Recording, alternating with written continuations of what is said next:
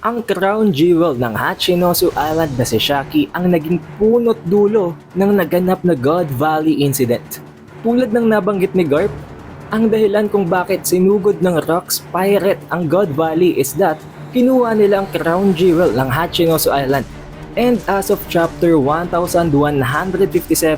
nakita nyo naman guys, ang legendary bar ni Shaki at si Shaki mismo ang itinturing na pinakaimportanteng treasure ng Hachinosu, ang crown jewel ng Hachinosu Island. Medyo cringe and napaka-simp man pakinggan, pero alam nyo naman guys na binanggit talaga sa pinakahuling page, sa pinakahuling mga panel ng chapter 1157 na ang bar nitong si Shaki ang nagbibigay ng excitement, ang nagiging parabang pinaka-center of enjoyment sa loob ng Hachinosu. Kaya tinetreasure talaga siya hindi lamang ni Rocks, hindi lamang ng Rocks crew, kung hindi lahat ng pirata sa loob ng lugar na yon. So basing sa statement na ito ni Garp, it is most likely na kinednap itong si Shaki, syempre ng isang malakas din na individual dahil alam nyo naman na marunong din makipaglaban si Shaki. Sa pamamagitan ng isang paraan, sa pamamagitan ng pagkidnap dito kay Shaki, nagalit ang Rocks crew at nilusob nila ang God Valley leading to the God Valley incident. Kung sinong taong yon? We've created a previous video sa kung sino ang posibleng traidor sa Rocks Pirates. At sa kahit na anong perspective guys, kung titingnan nyo ito, fit na fit ang theory na ito dahil unang-una sa lahat hindi natin alam kung ano ang dahilan kung bakit pumunta sila Roger sa God Valley. Isa sa pwedeng dahilan is that ayaw nilang hayaan na mapasakamay ng world government si Shaki dahil alam nyo naman, mahal na mahal din ng Roger Pirates itong si Shakuyaku lalong-lalo ng kanilang captain na si Roger. At sa bibig pa mismo nitong si Shaki nanggaling ang mga salita na I will never submit to anyone's captivity. Na immediately magbibigay ng ideya dito kila Roger na hindi talaga pumayag na mapunta sa world government itong si Shaki. Na kinidnap lamang siya at nagawa yun ng sapilitan na hindi hahayaan itong si Roger kaya sinugod nila ang God Valley. Na medyo maasim and medyo cringe man isipin dahil originally alam naman natin na ang dahilan kung bakit pumunta itong si Roger sa God Valley ay para i-confront ang Rocks crew at itong si Rocks Disebek.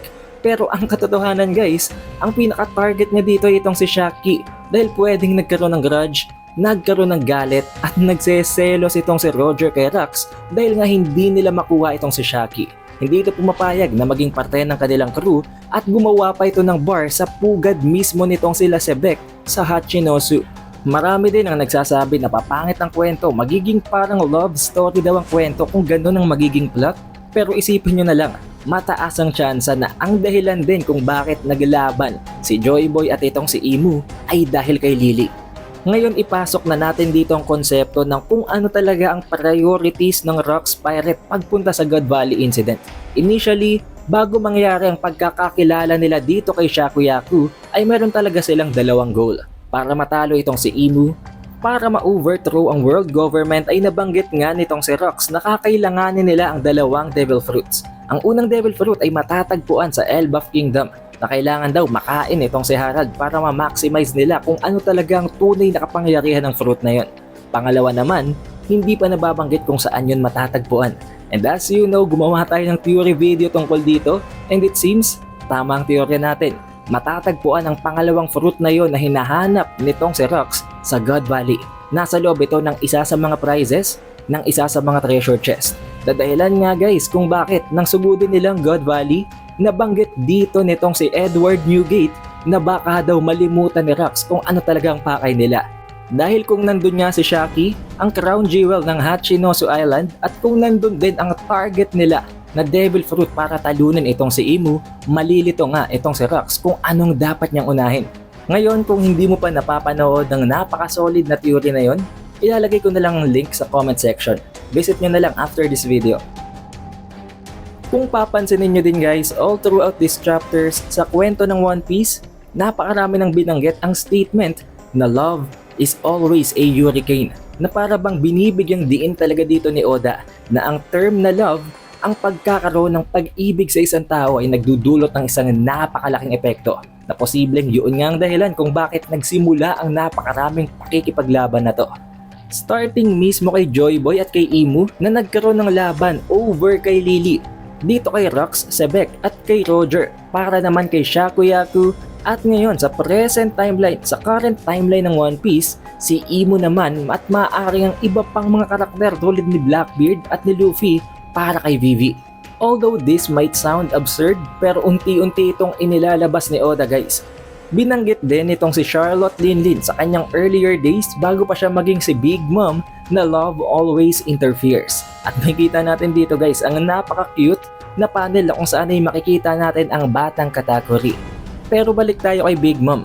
Binibigyang diin dito na palaging may kinalaman ang love sa nangyayaring mga events. Although we cannot say na mapagkakatiwalaan natin ang ganitong klase ng mga salita mula kay Charlotte Linlin dahil tulad nga ng sinabi ni Gloriosa, wala siyang karapatan na magsalita tungkol sa love dahil napakadali lamang niyang gumagawa ng anak. Parang nagke-create lang daw siya ng popcorn. And also, hindi din nga natin alam guys kung paano nakarating itong si Gloriosa sa loob ng crew nitong sila Sebek. Nakita natin sa chapter 1156 na wala pa dun si Gloriosa.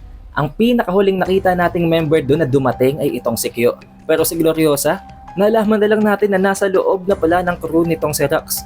Mataas ang tsansa na itong si Gloriosa ay na-lovesick din dito kay Rox na dahilan kung bakit bumaba siya bilang ang captain ng Kuja Pirates at itong si Shakuyaku ang pumalit bago maging si Traitoma ang sumunod na captain.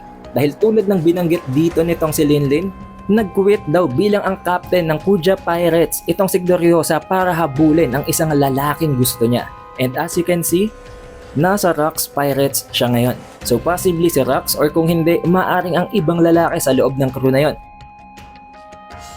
Now although that might not be a big deal, para bang mas lalo lamang binibigyang diin talaga dito, binibigyang kulay na malaki talagang factor ang love o ang pagkakaroon ng pag-ibig sa kwentong ito. Kaya naman to keep it concise para isamari ang pinaka-concept, ang pinaka-idea sa teoryang ito, nakarating at sinugod nitong sila Rox ang God Valley dahil kay Shakuyaku, ang crown jewel ng Hachinosu Island at para na rin sa isang devil fruit na hinahabol nila.